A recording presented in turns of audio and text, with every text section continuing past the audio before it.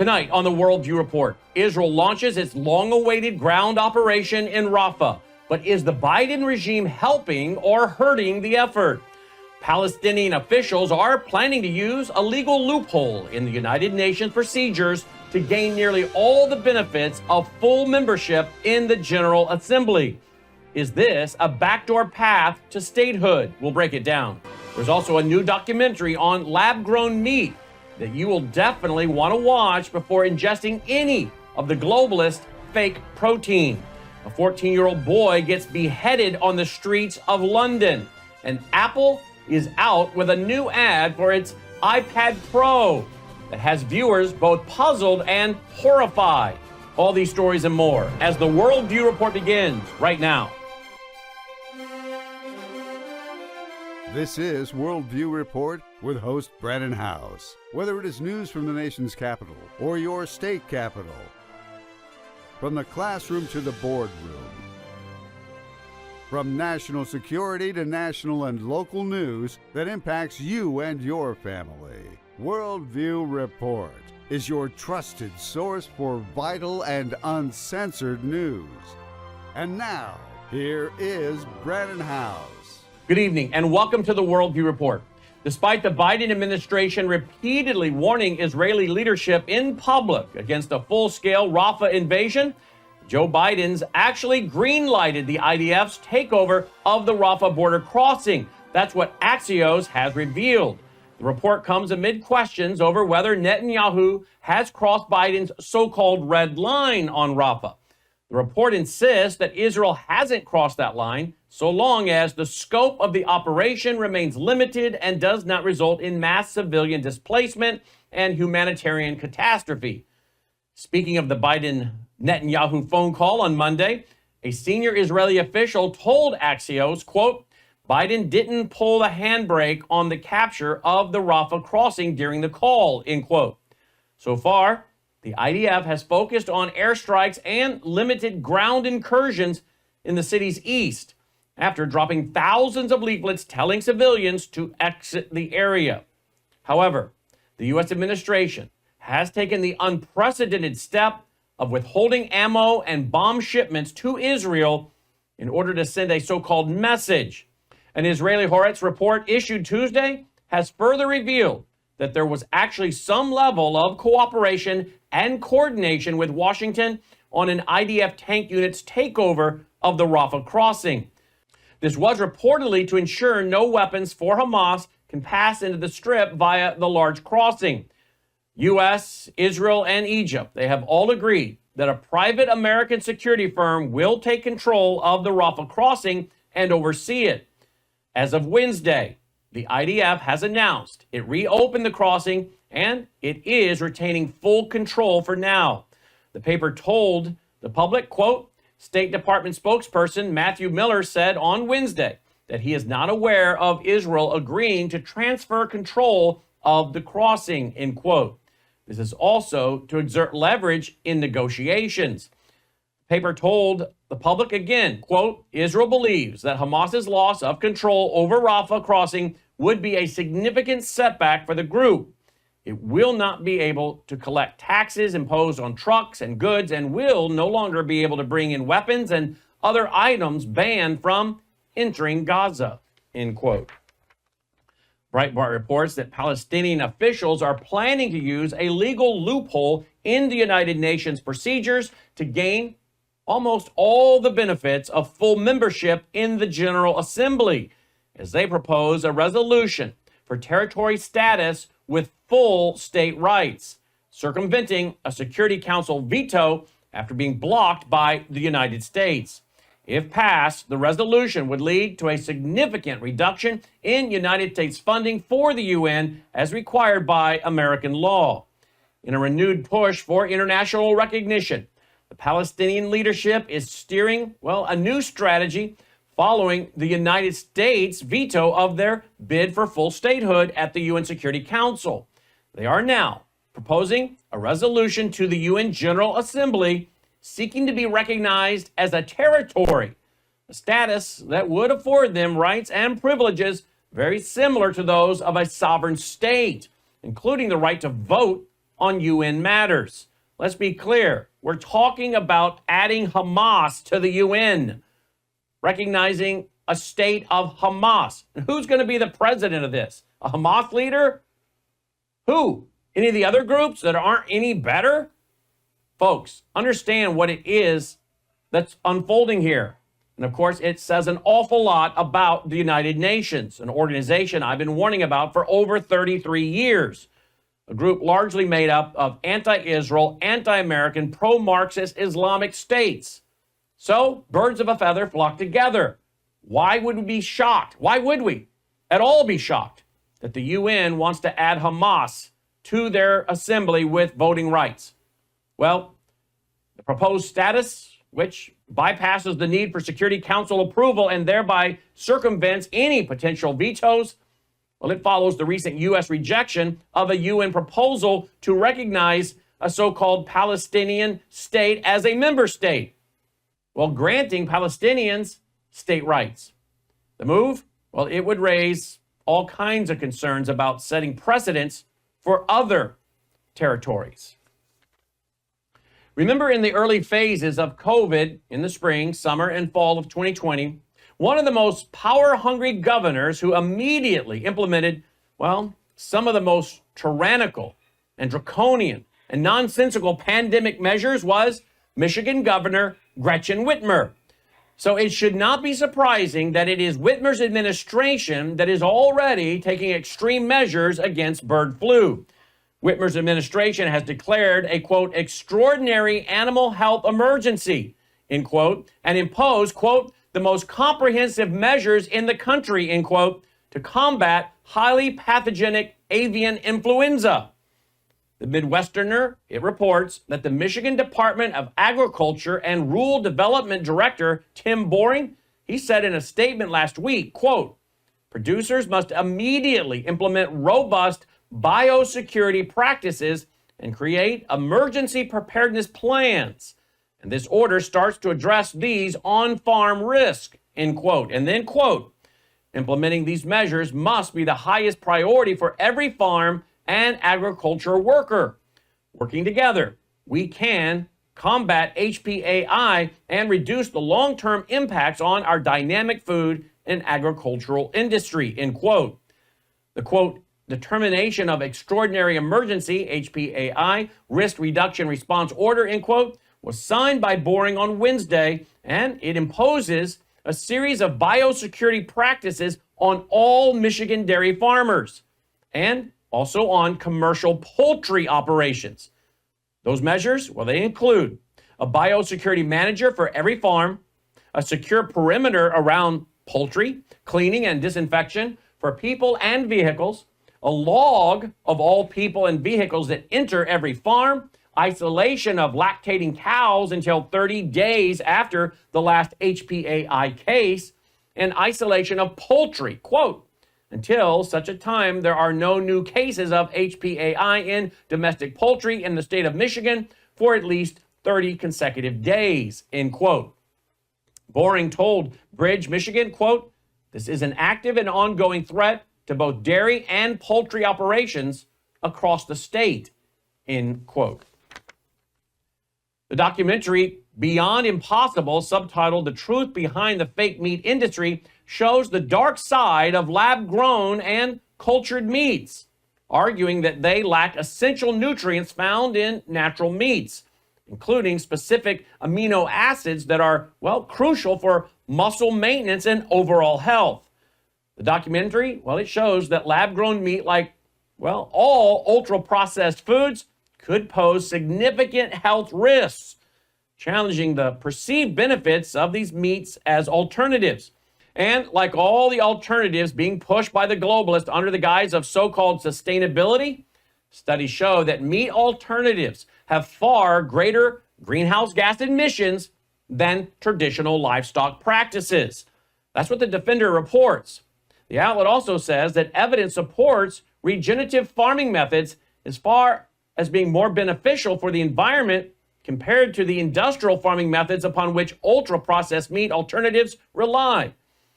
The documentation and documentary critiques current global policies that push for meat alternatives, suggesting a broader agenda really is at play, one that may actually compromise food security and individual health through increased reliance on ultra-processed food. And of course, we all know what that agenda is. It's no longer hidden for any of us willing to do the research into those pushing for the fake meat, the insect protein, pushing for electric cars, solar farms, and wind farms. It's all about controlling people and the private companies they have established that will benefit from these so-called businesses. Breitbart reports that a dual Spanish-Brazilian national has been charged with murdering a 14-year-old boy in northeast London, largely decapitating him. This was all during a sword attack. That's what a court heard. Marcus Manzo, 36, allegedly attacked 14-year-old Daniel Anjorin as he walked to school on April 30th. He was, a victim of this attack when the man ran up behind him and slashed his neck and chest with a sword. The teenager, who was a pupil at a local independent school, sadly died as a result of, quote, sharp force trauma, end quote, to the head, and was largely decapitated in the attack, according to court records. 4 other people, including 2 police officers, they were seriously injured in separate attacks, all within 20 minutes. The charges facing the defendant, they began when a van was deliberately driven at a member of the public who was knocked into a garden. That's what the Daily Telegraph reports. And then it continues, quote, the defendant then gets out of the van with a sword. The victim says, I don't know you. The defendant says, I don't care. I will kill you. And then attacks him with the sword, end quote. Shortly after that, Daniel Anjorin was walking to school and was attacked from behind with a sword to the neck and head. The defendant was then accused of attacking a paramedic before breaking into the home of a stranger and attacking a man in his bedroom in front of his wife and baby. Manzo is further accused of attacking 2 police officers before he was tasered and arrested. His plea hearing is scheduled for July 23rd. We'll be right back after this break.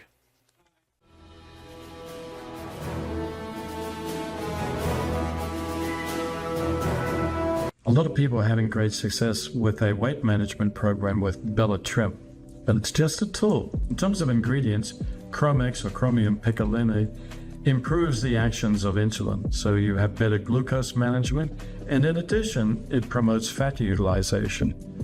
Fat utilization or fat burning is also a feature of metabolite, which are 2 botanicals that stimulate a switch called AMP kinase. And so you tend to burn fat, reduce belly fat or visceral fat. Who doesn't want that? Metabolite has the ability to stimulate satiety or reduce those cravings. That's really very, very important. And it does that by raising GLP-1 levels. In addition, we've addressed the microbiome by using prebiotics. Healthier microbiome, better weight management.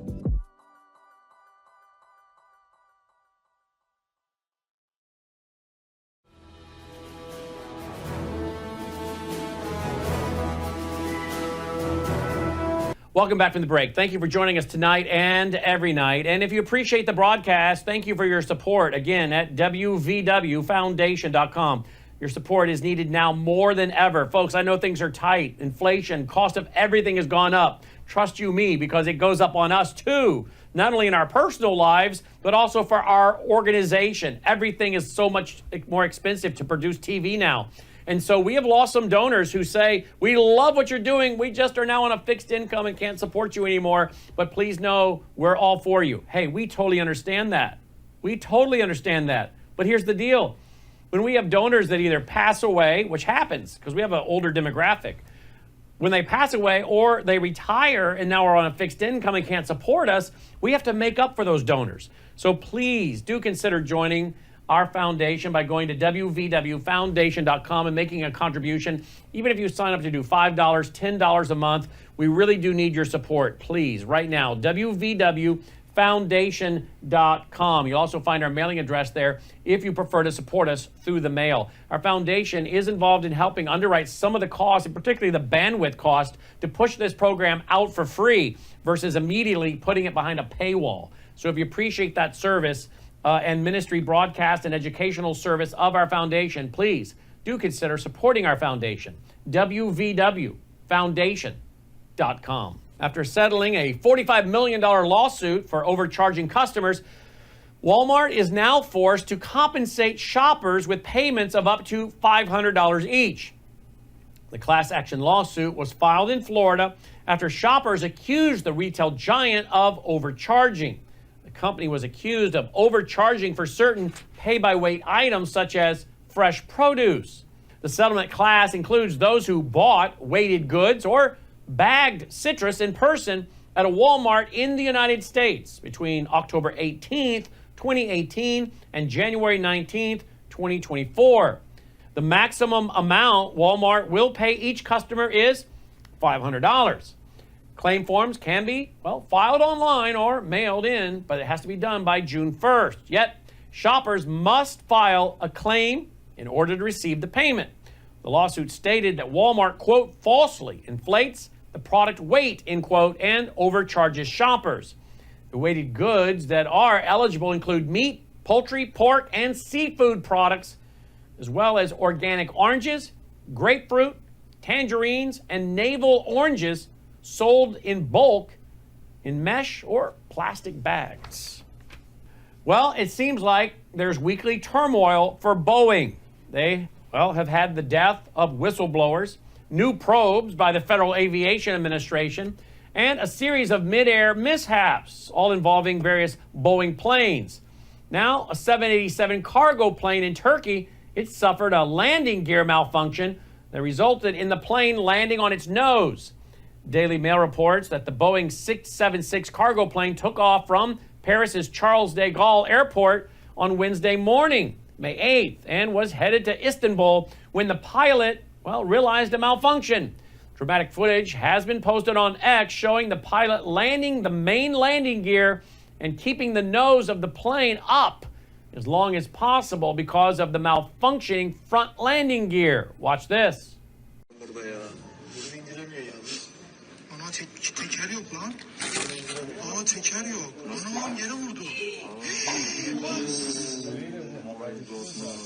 Geçmiş olsun arkadaşlar. Ama helal olsun. Güzel yanıt kesin karşısında. Bence güzel indirdi Ayko. Oğlum şaka mı?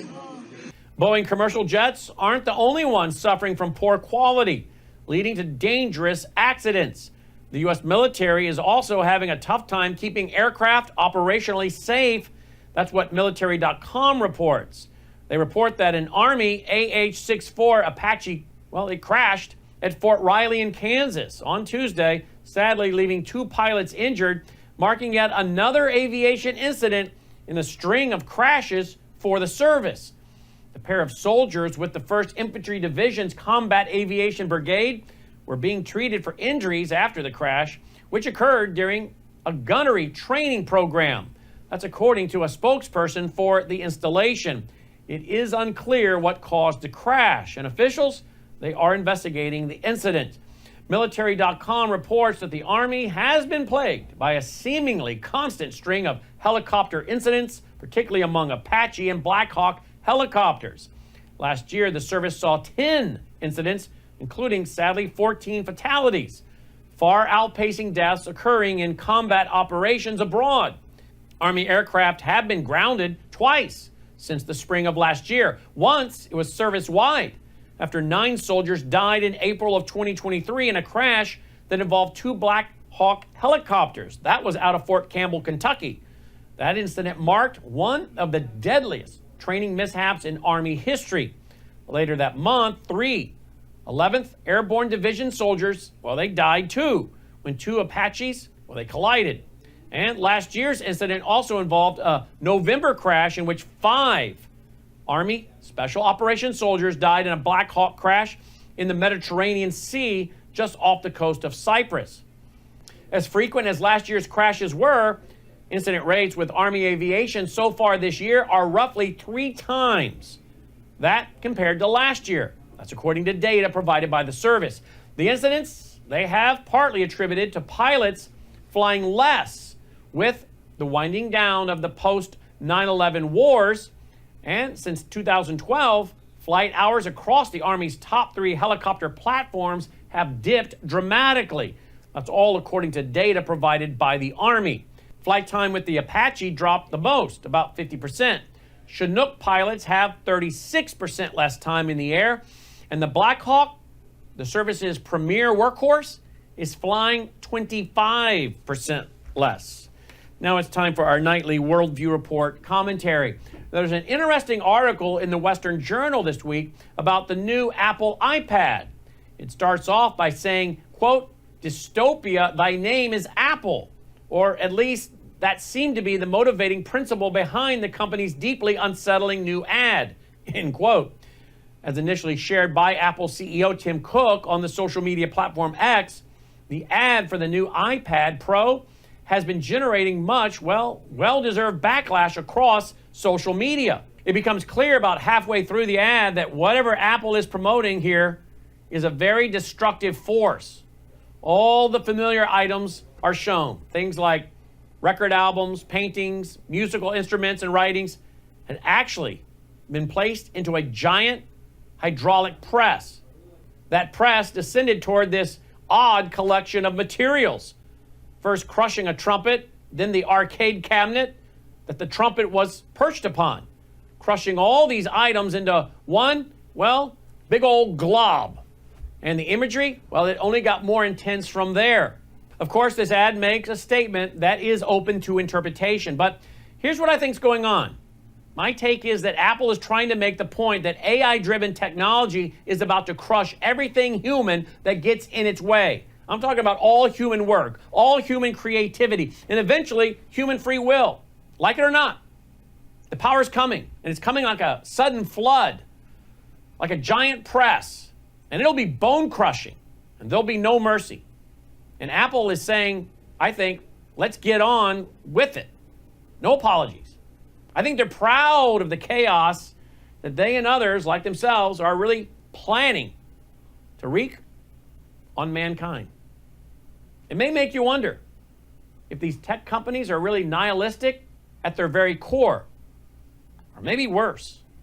Maybe there's something very deeply wrong going on at a spiritual level. And you think we're in a worldview war? Yeah, I think we are too. That does it for this edition of the Worldview Report. As always, thank you for tuning in and supporting the broadcast. Don't forget, you are one of our biggest sponsors. Hey, look, do you have the Wellness Medical Kit? You should get one. The Wellness Company Medical Kit. You need to get one of these with 8 different meds. But not only do they have the Emergency Medical Kit, they also have a new one that I have coming, and I'll bring it to the desk. And it is their Contagion Emergency Kit. With all the talk of bird flu ramping up every day, don't panic. Be prepared. That's what Dr. Thorpe of the Wellness Company said the other night on my show. So you can go to their website, twc.health/Brannon, Brannon. Click up at the top of the page that says kits. Hover your cursor over it, and you'll see them all pop up. One is this, the emergency kit, but one is the contagion kit. That's the one that Dr. Thorpe says is perfect for having on hand if there is this outbreak of bird flu. So don't panic, be prepared. Get one for every family member as I'm doing. twc.health/Brannon. Use that URL and you will save money. And you'll also be supporting this broadcast. twc.health/Brannon. And then I take this each and every day. No joke. Melissa and I each take this each and every day. It's Bella Grace. It's a elixir with collagen, which is great for our hair, our eyes, our skin, the flexibility of our joints and tendons. Cat's claw, that's an anti-inflammatory from a bark on a vine in Peru, anti-inflammatory. And then it includes something called astaxanthin, which is loaded with antioxidants to fight those free radicals. Look, there are 80 clinical trials on this. You'll find them at melissahousebg.com, melissahousebg.com. Get a subscription. You'll save money, and it shows up every month. You don't have to worry about forgetting. Also, Melissa and I do this. We swish with this twice a day. It's called Numi. What's in this is known as glutathione. It's a very, very powerful molecule to detox our cells. Oh, you mean like with things going around, like 2020 and what they are pairing now, you might want to have something to detox? Spike proteins? I don't know. There are studies out there. I'm not making claims. There are studies out there that show that glutathione might even remove mercury from your brain and help to diminish things like Alzheimer's, dementia, Parkinson's. Again, not making claims. I'm just telling you what the studies are on glutathione. That's the molecule, glutathione. This is the product, Numi. You'll find out more when you go to Neumi.com/House1, Neumi.com/HOWSE, the number one. Neumi.com/House1. Look, folks, I think these things are important because you want to do the best you can to stay out of the hospital and the medical industrial complex. Don't you think? I do. So again, Neumi.com/House1. Well, that does it for this broadcast. Till next time, I'm Brannon Howse. May God save America. Take care.